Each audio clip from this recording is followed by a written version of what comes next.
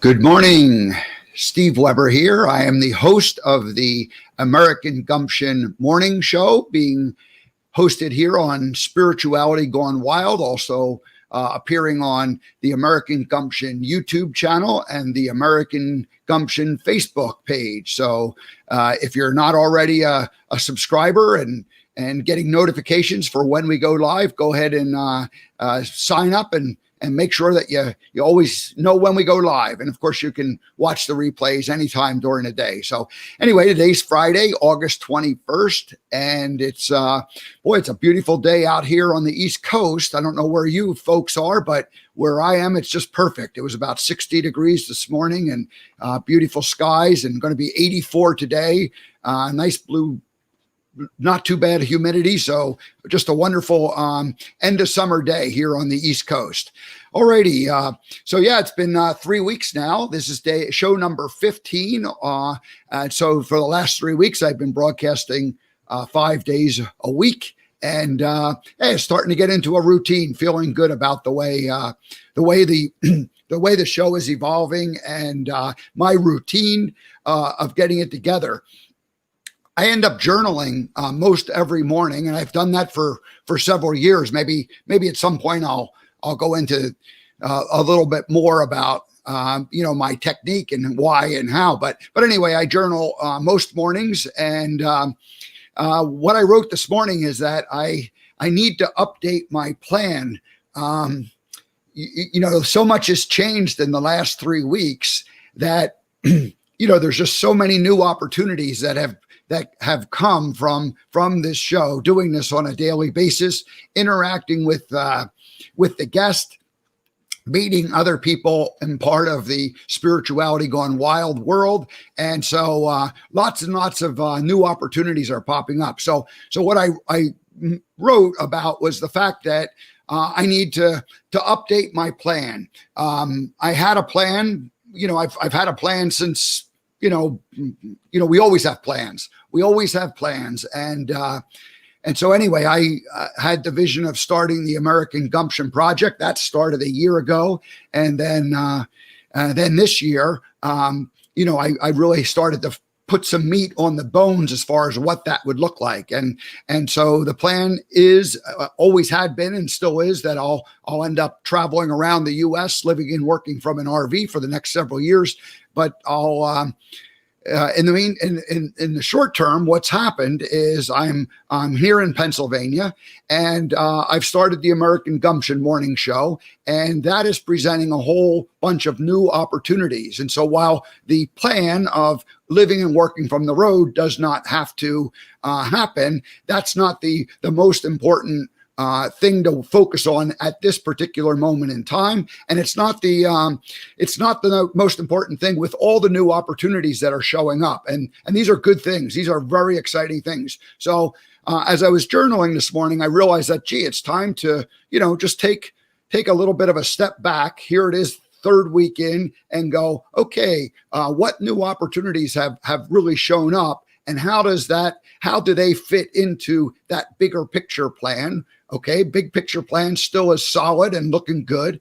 But how do you throw all these new opportunities in there? And then the old things that you had been focusing on and thought were so important, some of them are still going to be very important, and you don't want to lose sight of those. But some of them are probably not so important or not relevant anymore because things have changed. So things always change. We always need to update our plan. We don't need to do that on a daily basis. That's, you never get anything done. You just be sitting around making lists and planning all day long.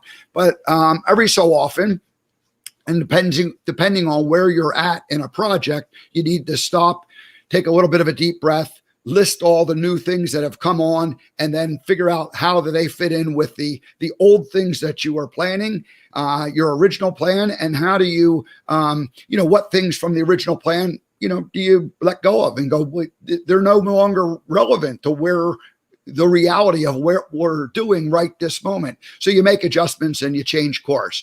When a plane is flying from Philadelphia to San Francisco, they say that it changes course like 1,000 times or 2,000 times. It's constantly adjusting course. It's never exactly, heading there. In the big picture, you look at the map and you see like a nice line across the country, but that's because there's constant little adjustments being made, changing course. So that's the kind of thing it is. So as I said, when I journaled this morning, I went, gee, it's time to take a deep breath. 3 weeks into the show, doing great, feeling good, getting some great feedback. Appreciate it. Appreciate if you have any comments. Getting better at operating the switchboard or the broadcast studio. And so anyway, we'll just keep going with this. So that's how I arrived today, feeling very good and excited to keep on sharing. All righty. So today, Friday morning, August 21st, the monologue is going to be on Update Your Plan, although I think I might have just given the monologue. And then we have a guest, Bettina Carey, coming up in just, about 15, 20 minutes from now. So excited to welcome Bettina. She is a friend and somebody that I've gotten to know the last year or so. And we share a common coach and mentor. And we'll talk about our own journey with coaching and mentor, being coached and being mentored. And we're on a similar, Bettina and I have been on a similar path in terms of where we're at in our careers and where we're going. So that's kind of going to be a fun conversation. And I'm going to tell you about the We Empower You virtual summit that's coming up on September 9th. We'll certainly talk about that. Although the plan is to have Bettina come back a little bit closer to that, just probably about a week or two. And we'll focus a lot more on the details of that. So today's going to be kind of a little bit more of a backstory on some of the things that have gone on in both our lives. And then we're going to certainly mention and talk about the virtual summit, but I do plan to have Bettina back to talk specifically about that. And all righty. So, and I have another movie life lesson number 48 from the movie.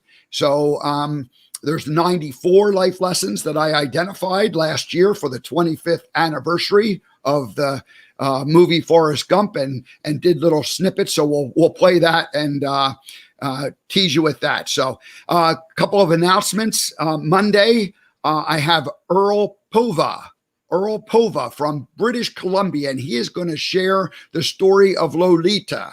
And Lolita is an orca, and the orcas are known as killer whales. However, they technically are not really a whale. They are part of the dolphin or porpoise family, and they are the largest of the dolphins and porpoises. And they look like, big, huge, giant porpoises or dolphins. And so, but for whatever reason, we call them killer whales. And technically that's not, anyway, Earl is an expert on the orcas, and he is also very familiar with the Lolita story. And the tease is that Lolita was captured in Puget Sound 50 years ago, exactly 50 years ago this summer, and has been in captivity. And it's time for Lolita to be returned to her orca family. The family that she came from is still alive and well, and it's time that Lolita return to her family and live out the rest of her life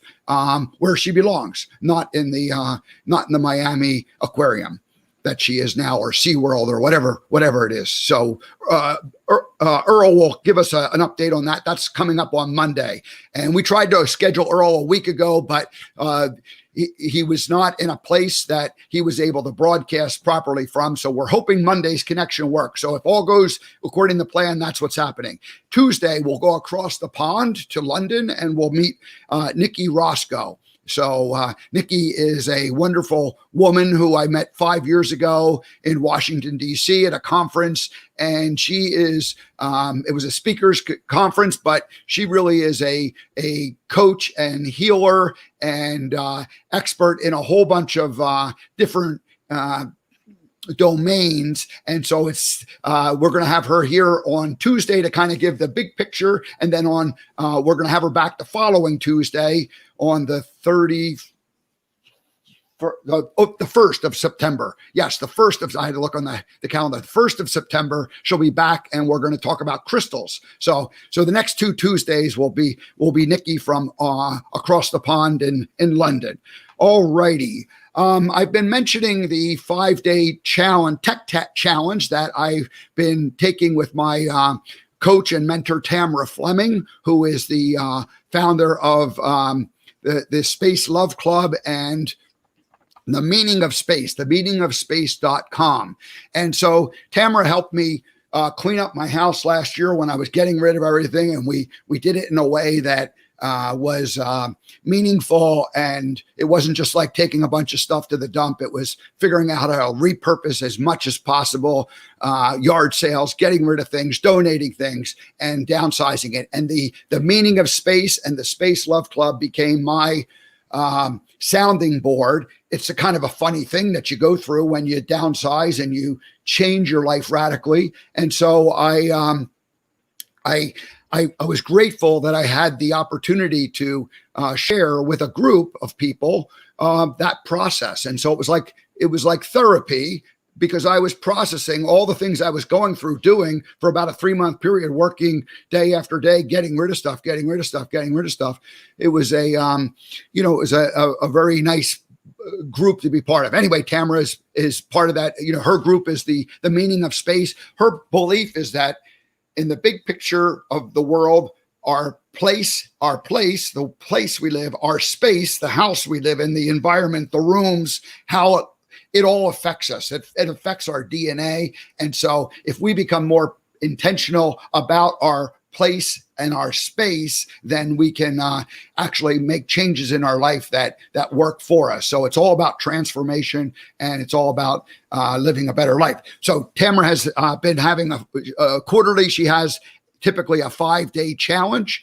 and I've been doing these for the last year plus. Whenever she has a 5-day challenge, I jump in and somehow use it to clean up a place or space of my life. And this week it was tech challenge. So, our computer, what's our desktop, our digital world. Our digital world can be a mess. And if you turn on your computer and your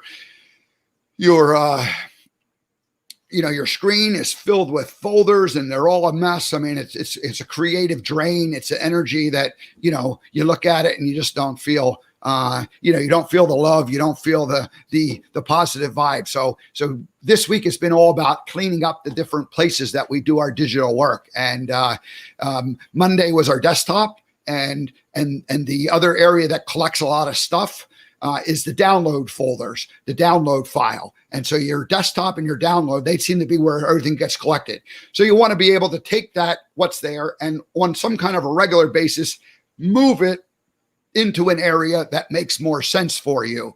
And, file folders and documents and a structure, an organized structure so that you can use it. So that's really the area that I've been focusing this week on.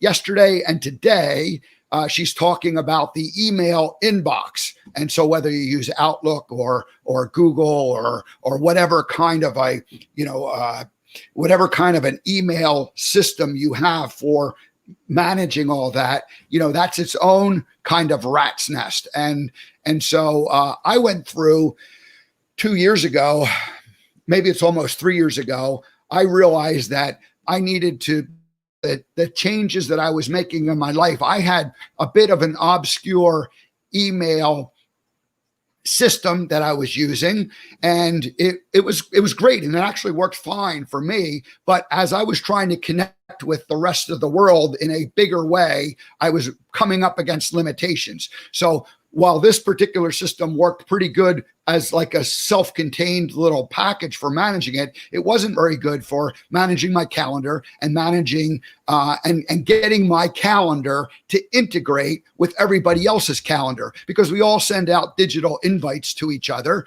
And all you need to do is you send out an invite, the person clicks on the link, boom, it's on there. Saves a lot of time and energy with going back and forth. Well, how about 12:45? Oh, 12:45 is good. Okay. And then you got to this thing, you just click a button. Now it's on there. It goes to both of your calendars.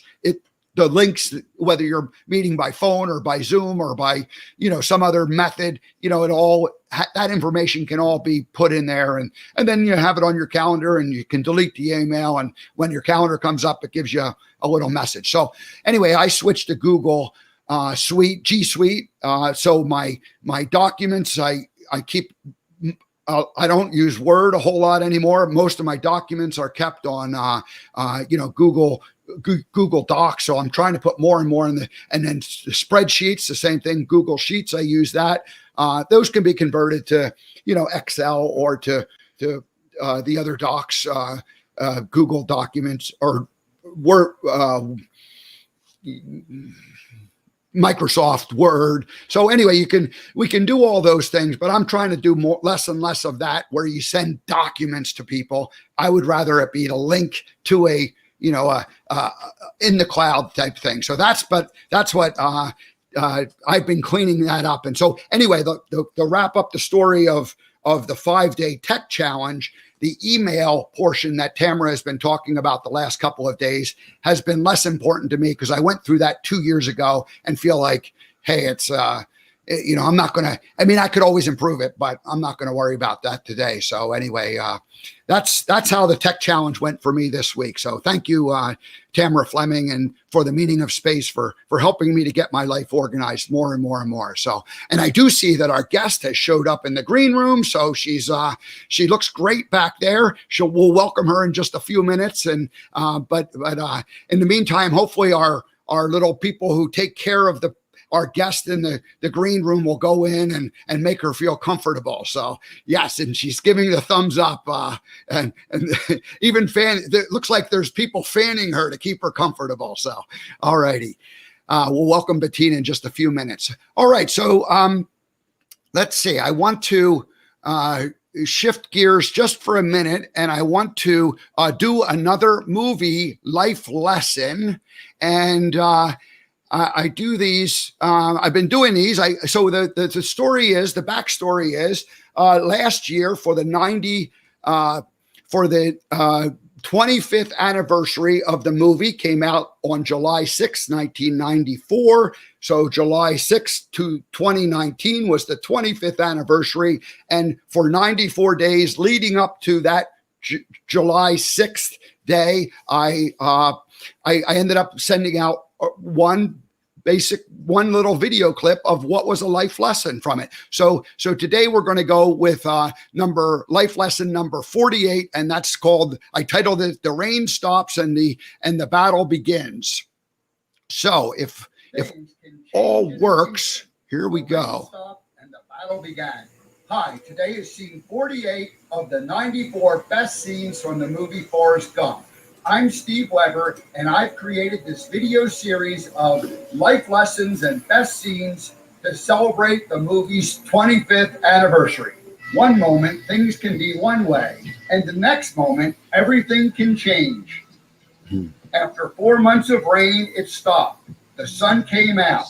A rocket explodes, and the battle begins. This one day, we was out walking like always, and then, just like that, somebody turned off the rain and the sun come out.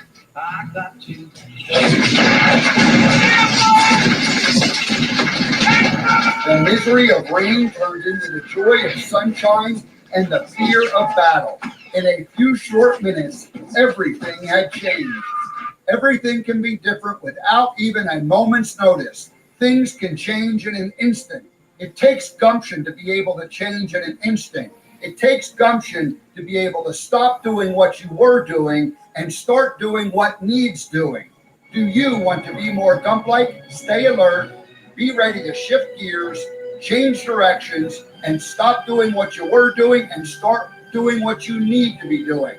Let's learn to live our lives with gumption.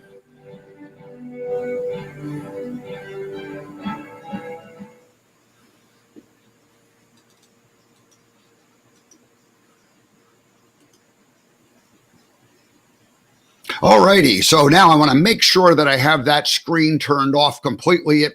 I think there's still a video playing. There we go. I got it. All right. So I chose that particular scene today because I mentioned earlier when I first came on the air that I had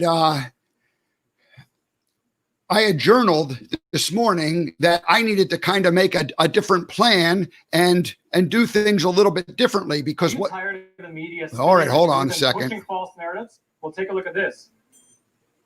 I still have that. I've got to come up with a better system for showing these. And I'm working on that. I got a plan. I think it's going to come together next week. We'll see. But anyway, that's shut off now. So here's the bottom line. Trying to live stream from the internet is not a good thing. So I need to get those files and have them as their own little file that's on my computer operating. That's my new plan for that. So anyway, back to the monologue and back to this things can change in an instant. When I journaled this morning, I realized that so many opportunities have shown up in the last 3 weeks as a result of doing this show on a daily basis that I need to make a new plan. I don't need to make a new plan, but I need to adjust my plan. I need to bring in all of those new opportunities that have suddenly appeared, and I need to figure out how they fit in with the original vision and the original plan that I have. And I need to eliminate some of the things that I had been thinking about because they are probably no longer relevant. And I need to figure out where these new opportunities fit in with that larger plan that I have. So it's not like you need to make a brand new plan, but you need to adjust and you need to adjust course. And so the scene from the movie Forrest Gump just shows how things change really quickly. And so here they were marching around in the rain, and you'll remember the scene. Maybe you remember the scene from earlier to that where he had the 4 kinds of rains, the little itty bitty rain and the big fat rain and the stinging rain and the rain that came in sideways. So it rains for 4 months. Well, all of a sudden the rain stops and the sun comes out and they're like, wow, the sun's out. And then bombs come in and, they start the battle of war. And so fortunately for me, I didn't have any battle of war, but there's like feathers falling on top of me, opportunity feathers that I'm like, oh my gosh, how do you pick them all up and how do you hold them and how do you take care of them? And so anyway, I just think it's important to remember that anytime we start something new, a lot of things change. And so some of what we don't want to ever completely change the plan, but we do need to modify it and adjust it. And probably a third of the things that seemed important before are probably not even relevant any longer. And then there's that, another third of all brand new things and how do you fit them in and how do you adjust it? And so now I always take inspiration from my guest because the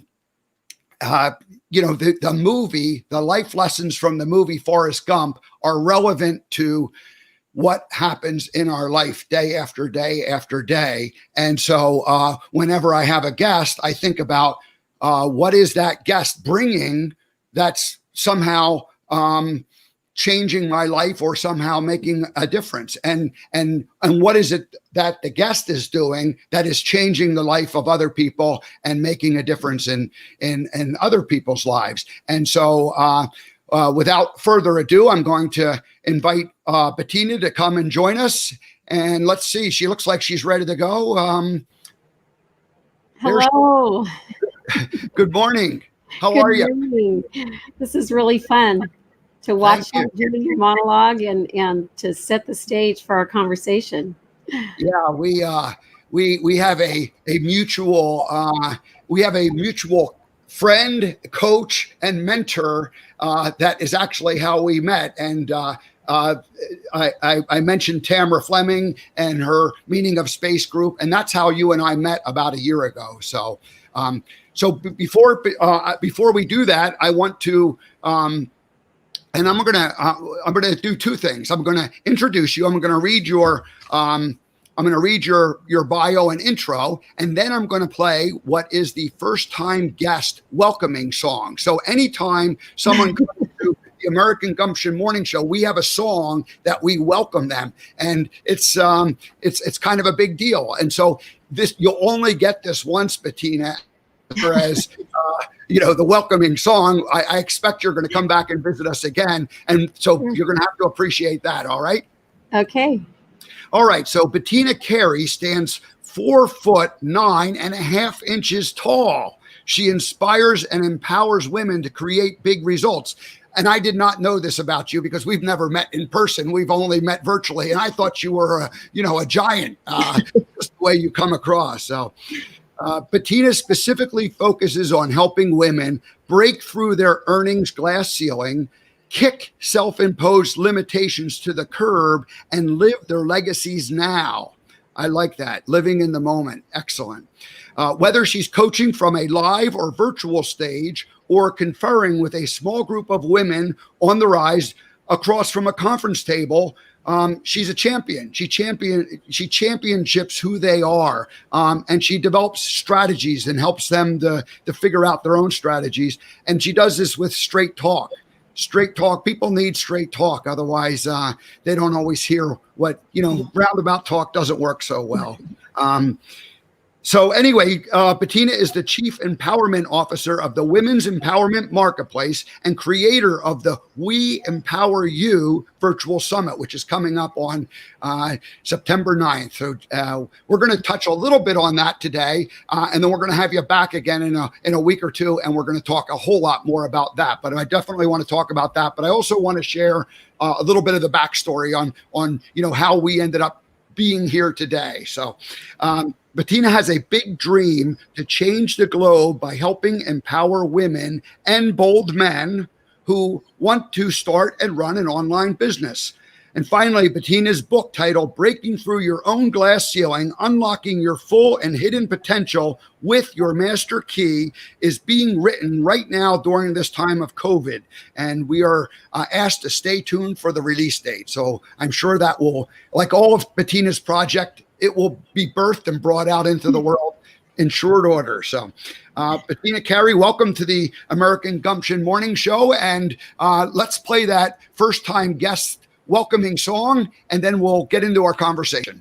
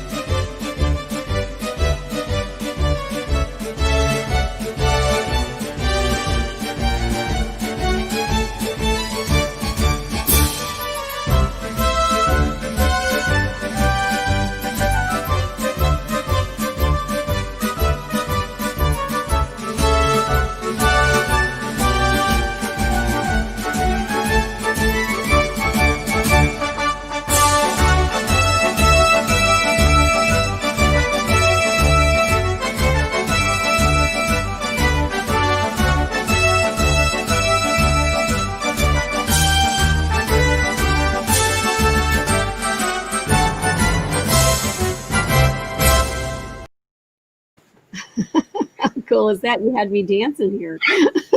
You've done a lot of interviews. Have you ever had a marching band welcome you onto the show?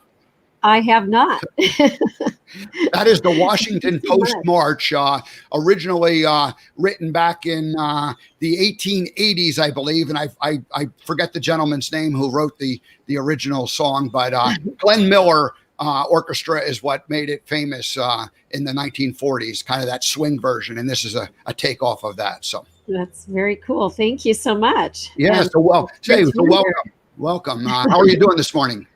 I'm doing really great. It's actually quite early here in Seattle. I got up in the middle of the night. I also got up early. And so here I are, as they say. And I get emails from you. I'm on the East Coast now, and you're on the West Coast. So we're a little bit of a time difference, but I can get an email from you at 2:00 in the morning my time, or I can get an email from you at 7 a.m. my time. So you, I'm sure you get your sleep in, but you're working hard these days, aren't you? Yes, I actually get at least 8 hours sleep in, no matter what, but I do it differently than most people. So I stay up till about 1 a.m. and I get up, 7, 8, 9 o'clock. And that way I make sure I get my hours in. Well, I do know when we talked earlier in the week, I said, well, it's 7 a.m. And you said, okay, I can do that. But I didn't realize I was going to be pushing the limit as far as you getting up. So anyway, thank you for doing that. Thanks for joining us this morning. So it was a year ago, we're going to talk about who you are and what you're doing. But let's I'd like to just sort of there's we're both about the same age, so we both have had careers, and we both had lots of fun things that we did along the way, and we both got to a point where we, and I'm speaking for myself, but I'm thinking it relates to you just because of the parallels I see, where we reach a point where we have a whole bunch of experiences and things that we've collected, and we kind of stop and we go, what do we do with the last, what is the real purpose of this life on this, in this time and space that we're doing? What's the thing that we can do, both personally and professionally, that's going to make a difference in the world? And as I said, we went through our 20s and 30s, and we did great things and lots of fun experiences and lots of successes. But you reach a certain point where you say, I don't necessarily need to keep all of the things that I've collected up until this point, and I need to do now what's the most important thing for my life. So there's two things that have happened that Tamara Fleming, our coach and mentor and friend, has inspired us to both do. And what's funny about it is that I did one thing first while you were doing the other thing first, and then we flip-flopped it. So I ended up focusing last year on completely downsizing and getting rid of a whole bunch of stuff in my life.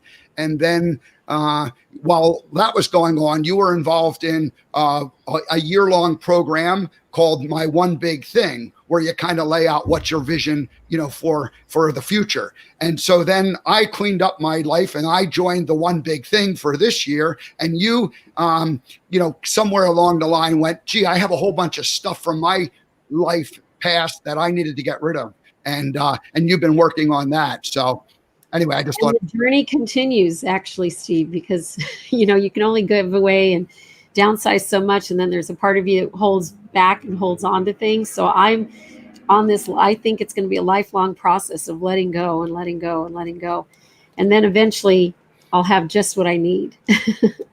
Yeah, I went through an accelerated version of letting go, and so I was kind of in an unusual case, but you also embrace that, and I think that that's actually a healthier way to go, where you don't necessarily have to do it all in like a 2-year period that I did it in, but you started it in a big way in this last year of letting go. Talk about letting go and how it's starting to open up more possibilities by letting go.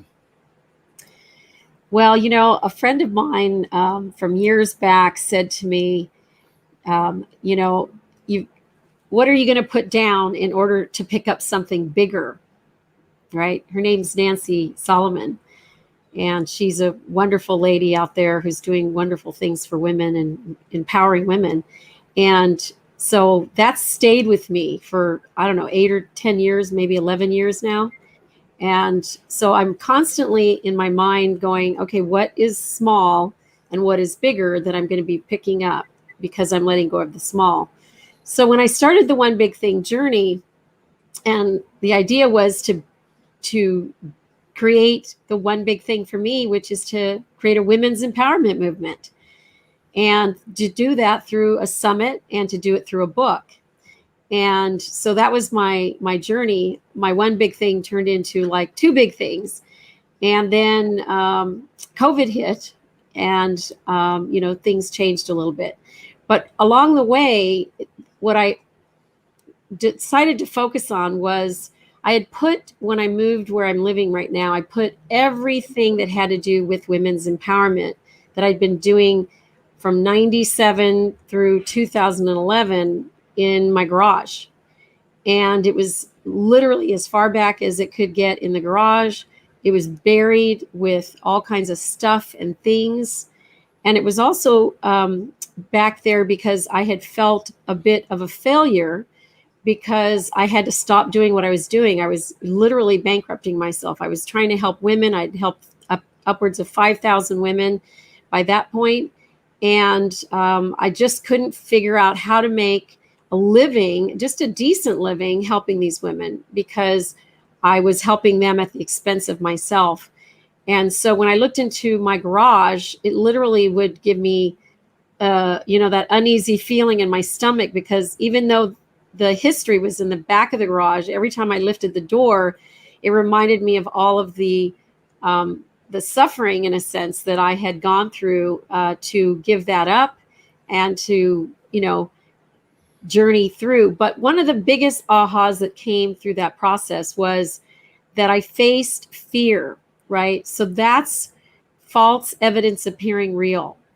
And one day during the one big thing process, I lifted up the door and I just got in there and I started to pull out all of the stuff that was in the rear, which meant I had to move some of the stuff in the front.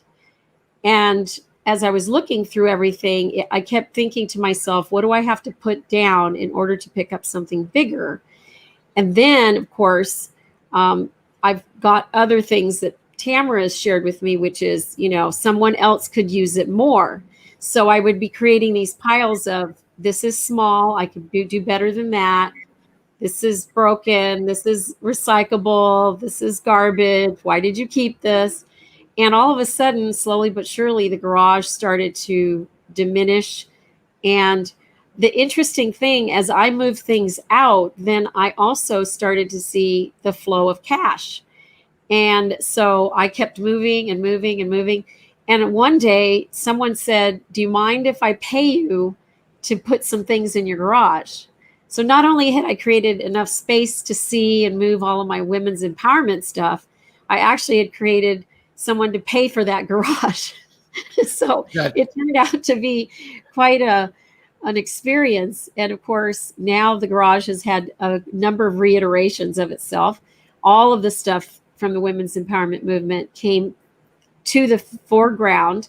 I was able to go through all of it, and I was able to create the result, which is what I wanted, a summit that was worthy of accolades, and it got it on the June summit. And then now we're scheduled to do the September summit next. And we're going to talk a lot more about the September summit, but I do want to. We have a mutual friend who has saying hello to us. So Tamara is the person who has been our coach and mentor, and so she's checking in with us. And so her students are on the conversation this morning. So thank you, Tamara. A big brag on Tamara for motivating us both and inspiring us and giving us lessons and mentoring and coaching us all the way. And I can't imagine living without Tamara. She came into my life in 2001 when I was at the peak, really, of my women's empowerment days, or at least that peak. And we met, and we've been friends ever since. And just love you. And you've totally transformed my life with the one big thing, the summer camp, all the coaching that we did, private coaching. Thank you so much, Tamara. I have my own story. Tamara and I met in 2014, and it was like about 6 months after I had gone through a massive awakening in terms of some stories, one being a 30-year-old story, one being a 40-year-old story that I came to realize I had been carrying with me. And one day you wake up and you go, oh, those stories that I believed are no longer true. And so once you can release those, it changes it. I want to go back, though, to one thing that you said about you had all that stuff in there. And every time you opened the garage door, you had like that feeling of dread. And I had been living in Montana for 10 years. And I went to Montana with one dream and vision. And it took like 5 years for that dream and vision to come true to where I got to Montana. And so the dream and vision I originally had started in about 2003. And by the time I got there, my original dream was already changing in terms of what I wanted to do. And so for the next 10 years, I lived in Montana with all this stuff in a garage and in an outbuilding and in a house that were representative of that old dream that no longer was really fitting who I wanted to be and where I wanted to go. Mm-hmm. And so there was one building in particular, every time I would open the door and look in there, it was just jammed full. And I'd go, ugh, and I'd have to close the door and walk away. But I'd have that feeling of dread, like I have to do that. I have to get that project going. And here it just sat for years and years and years. And finally, one day I went, you know what? I could just repurpose all that stuff, sell it, which I did, and let go of it all. And I'm no longer held captive with it. And the Forrest Gump story that I use is the feather representing the opportunities. And so you have to let go of one if you're going to pick up something else. You can't be holding fistfuls of those things simultaneously. No kidding. Well, and one of the things that I mentioned was the false evidence appearing real. So my fear was that I was going to actually fail. And the reality was I had a feeling also deep down inside of me that it had, been a burden, which I felt like was a little puppy dog sitting in with its tail between its legs underneath a desk in a closet or in a dark room somewhere. So that was buried inside of me. And when I started to, kind of uncover what was in the garage, I started to realize that I had hopes and possibilities and dreams inside, buried in the back of the garage. But I also had things that were unresolved that were in the garage, things that were plaguing me. And so they were draining my energy. And so I did some ceremonies and releasing, old documents that represented the past, and shredding and, like burning in some cases. And that release process allowed me to get past the fear of failure, which is really false evidence appearing real, because there was no chance in heck after 9 years of a sabbatical on one thing, but 9 years of garnering all kinds of tools that I now use, that I was going to fail. But until that little puppy dog that was buried deep inside of me disappeared, I would not have been able to step forth into the life I'm living today, which is full on, unstoppable, leading the way, living my legacy, while I'm still alive, not while I'm dying or something. And so it's been a beautiful experience. And I continue to use the same methodologies that Tamara has shown us the way to do on a continuous basis. So, because as she points out, you're going to always continue to develop clutter in your home environment. You've got a stack of clothes that need to be hung up, or you didn't fold the laundry, or, you collected too many plastic items because you don't want them to go in the wrong place and things like that. But every day I do a little bit of one of these things, and then it moves me right along. We both have been involved in the One Big Thing program that Tamara teaches or leads. And, for me, the one big thing was to launch, to really get American Gumption launched and out there. And I'm like halfway through my year. So I still have more to do, but I didn't know about the morning show coming into place. And so the beauty of starting it and taking action and being committed to something and then allowing it to kind of develop in its own way is a really wonderful, powerful thing. Your experience with One Big Thing, the way I understand it, it's a little bit different in that you went through most of the year without it necessarily blossoming. And then at this point, like kind of after that 1 year period, it really has exploded. Can you share with us how that has happened for you? Well, my intention was to launch a summit, a women's empowerment summit on June. And I had started the program somewhere earlier in the year before. So I had a little more than a year to accomplish my dream. And but right around January, February is when I actually started to do more of the presentation and moving in that direction. Well, as it turns out, that's when COVID hit. I literally was just stepping into a live production along with a virtual production. I was going to broadcast worldwide, and on March 4th, I came into my home and I never left for 90 days, and until the summit realized. And I had to go back in. It's like I was just about to do my dream. I was dreaming about it live more than the virtual part. And now I was going to have to live into the virtual only. And for a few weeks there, I think I spent about 4 weeks thinking to myself, if I said it was because of COVID, everybody would let me off the hook, right? I could just sheepishly walk off the stage. I was about to get on the stage and I could sheepishly walk off and nobody would know the difference, right? And then I thought to myself, because of gumption, resilience, the fact that I'm not getting any younger and life is going to pass me by, I was darned and determined that I was going to make my dream a reality. And so I had to get that gumption. I had to get a team together. We went from me, myself, and I, the one-woman show, to a team of, at that time, 15 of us. We're now almost a team of 20. And to put this whole thing together. And without them, of course, I wouldn't be here talking about this today. But we put our backpacks on and put all of our equipment in the backpack, and we started climbing.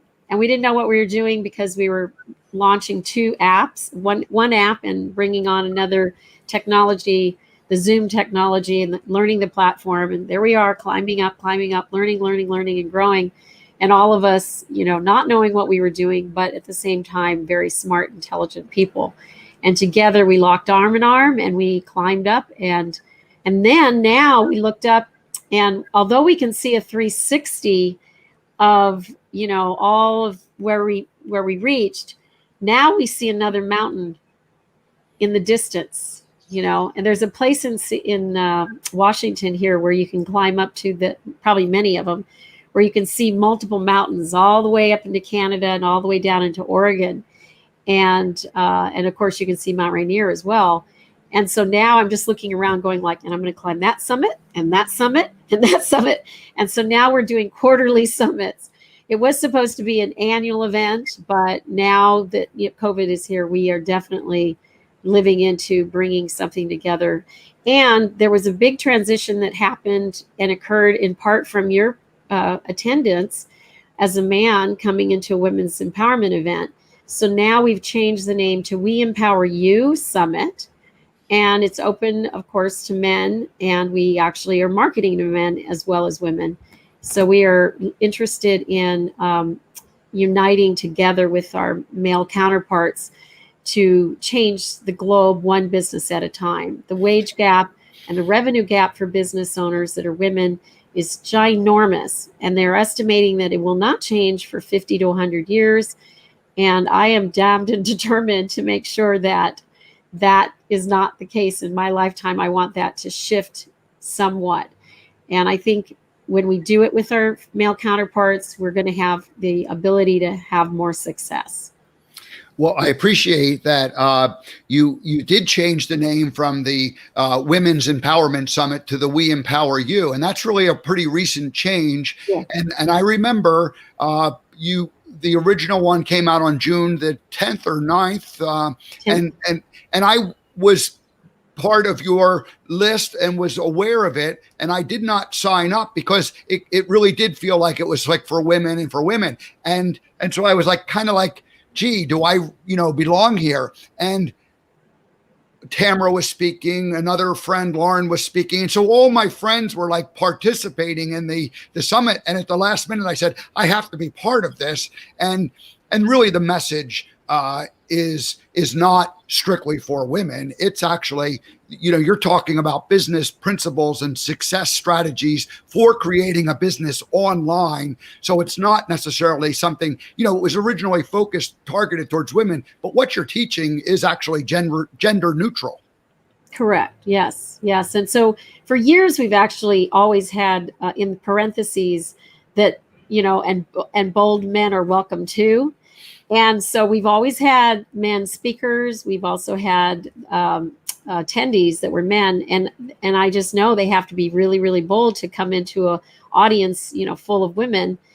And now our membership that we launched at the summit is pretty much equally divided between men and women at this point. Well, that's great. So I'm glad that us men have an equal place at the table with you. Absolutely. And I always felt that, and so I'm grateful. It is funny though that there are a lot of historically there have been men's clubs. In the old, like from 100 years ago, there were men's clubs, and then and they were men only, and then they kind of changed and evolved, but kicking and screaming they changed and evolved. And now what happens is there's all these women's groups online, and there's women marketing specifically to women.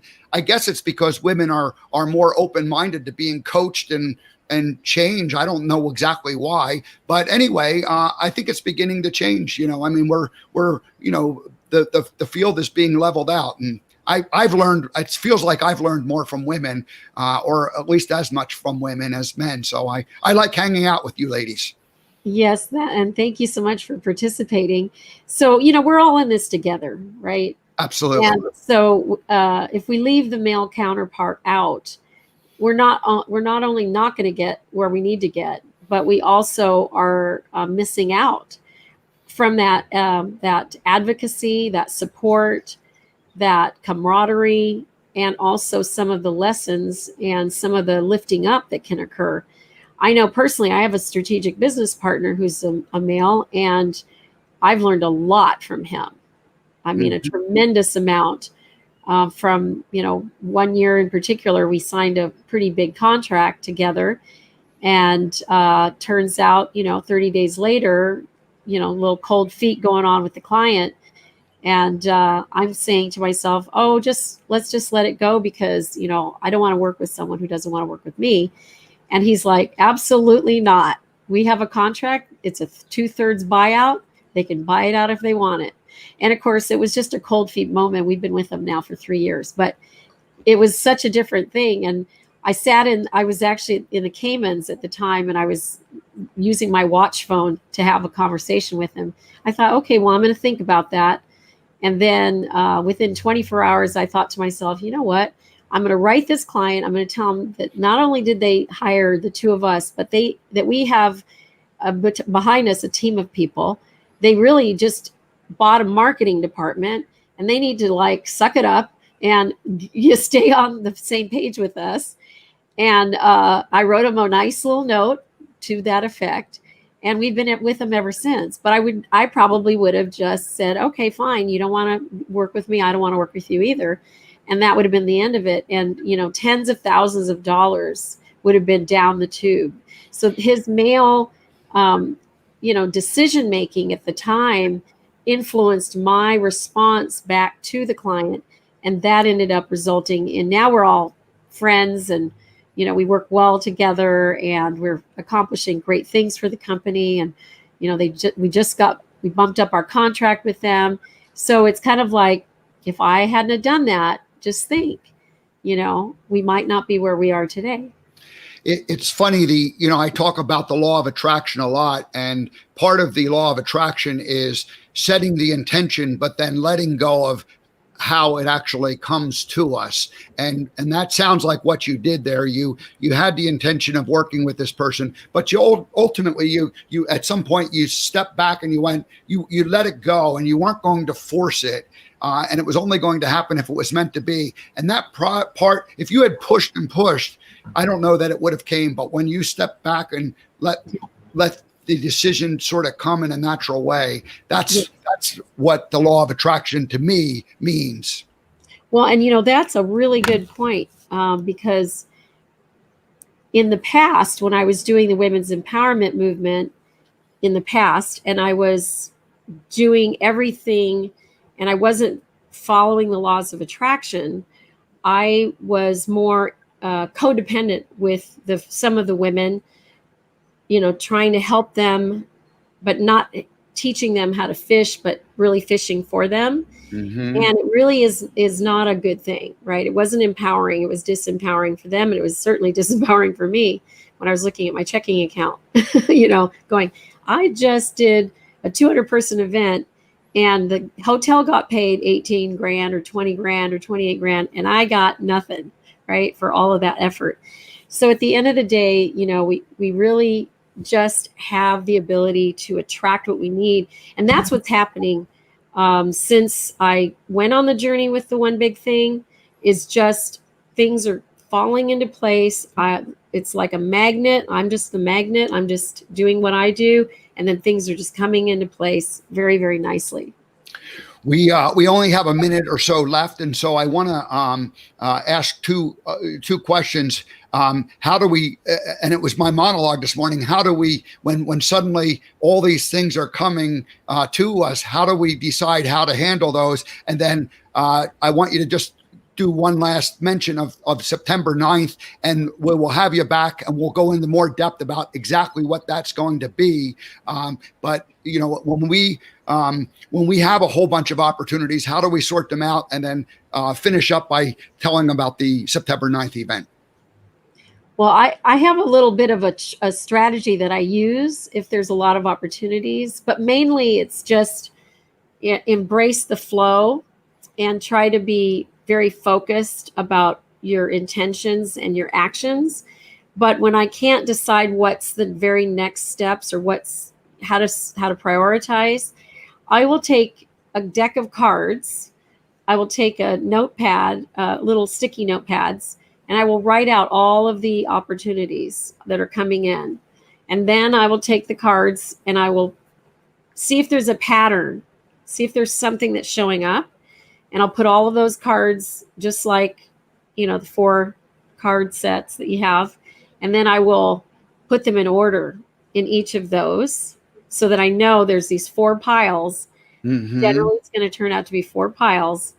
And then I will rank order them 1 through 52. And wow. That way I know. So it's just a little strategy I created a couple years ago. And it's based on, you know, just the deck of cards.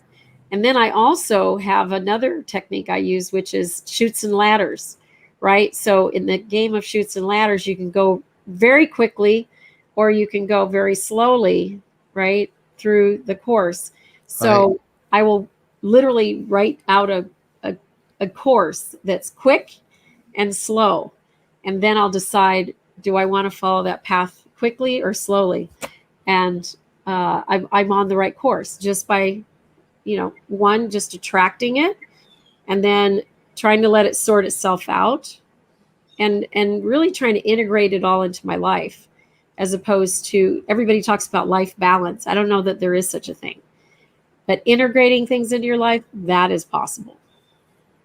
So we have your phone number listed and we have your askbettina@gmail.com. People can reach out to you and get more information. Please do give us a quick what's going to happen on September 9th so that when we bring you back, we'll go into great depth about that. Absolutely. Event. So real quick, just the behind the scenes is we open with a nice ceremony. We close with a celebration. We've got some entertainment in the middle, and we have 2-hour networking block where we're going to have 30 to 50 breakout sessions with powerful leaders that are men and women. And we're going to have some keynote speakers that are going to rock your socks off. So that's the nature of the summit. The Women's Empowerment moment, which is 2 hours, is going to be the Women's Empowerment Circles. And that's the breakout session. And that's really going to be amazing because we're going to really be diving into the topic of women's empowerment and with the men too. Yeah. So thank you for that. And thank you for inviting me to be part of it. My intention is to be one of those breakout speakers. And so I'm looking forward to participating that day. So we will bring you back and we'll talk about the virtual summit, the We Empower You virtual summit. We don't have a date set yet, but we'll make sure that happens. And I want to thank you for joining us. It was great, and it's been a journey. And the Forrest Gump shoe represents the journey and the life chapters that we go through. And you and I have both closed big chapters of our lives, and we've embraced the next new chapter. And it's really all about just the journey. It's about going and going. It's not about getting somewhere where suddenly that's the end. There's only one end that we get in this life, and we're not ready for that yet. We're not ready for that. Thank you so much, Steve. It's been great to be here. Great. And I can't wait to see you at the summit as well. Good. Well, we'll talk to you before September 9th, and we'll certainly see you there then. So thank you, Bettina, for joining us this morning. Thank you. Bye-bye. Bye. All righty, folks. That was great that Bettina was able to join us this morning. Yes, We Empower You Virtual Summit coming up on September 9th. I participated in the first one, and Bettina was way ahead of the curve as far as this event goes.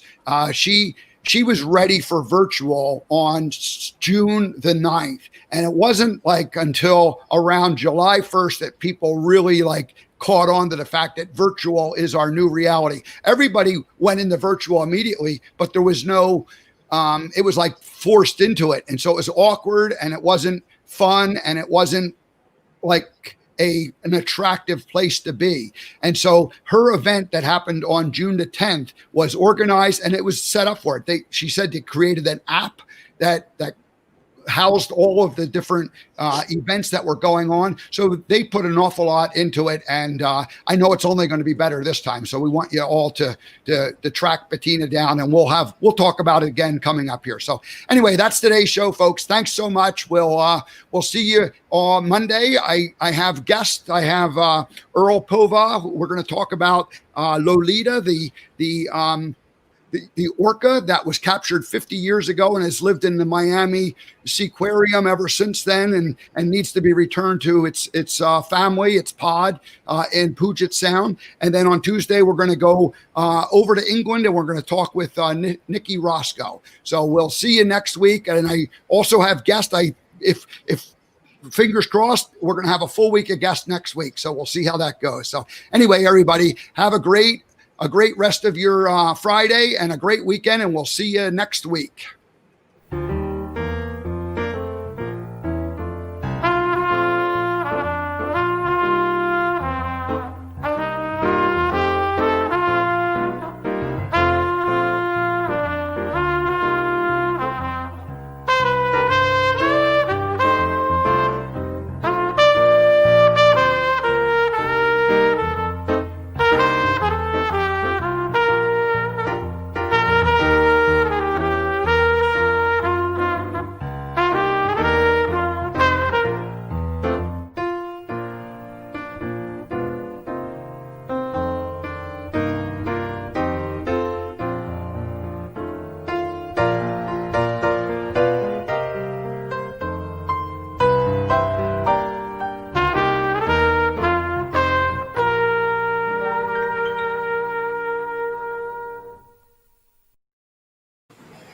All right, everybody. We'll see you next week. I wanted to include one last message.